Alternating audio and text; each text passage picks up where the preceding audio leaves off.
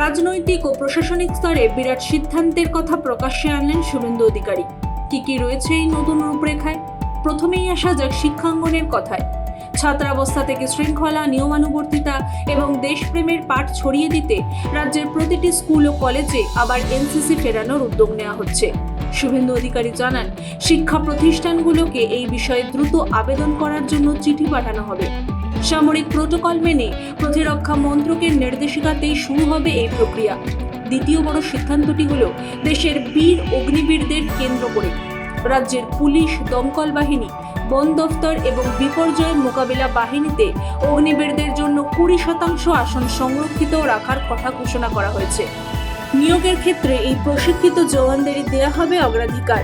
তৃতীয় এবং সবচেয়ে নজরকাড়া ঘোষণা হলো বিপর্যয় মোকাবিলায় তৈরি হচ্ছে সর্বাধুনিক প্রযুক্তিতে সজ্জিত অর্জুন বাহিনী।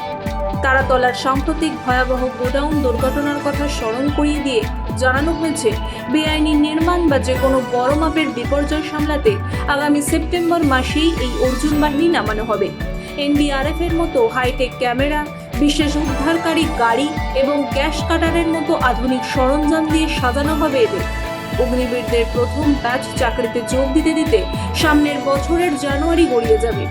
তাই অন্তর্বর্তী সময়ে উদ্ধার কাজের শূন্যতা মেটাতে রাজ্য সৈনিক বোর্ড থেকে 200 জন প্রশিক্ষিত প্রাক্তন সেনাকর্মীকে এনলিস্ট করা হয়েছে, যার মধ্যে 100 জন থাকবেন কলকাতায়, 50 জন উত্তরবঙ্গের পাহাড়ি অঞ্চল দার্জিলিংয়ে এবং 50 জন দক্ষিণবঙ্গে সমুদ্র উপকূলবর্তী এলাকা কাকদ্বীপে।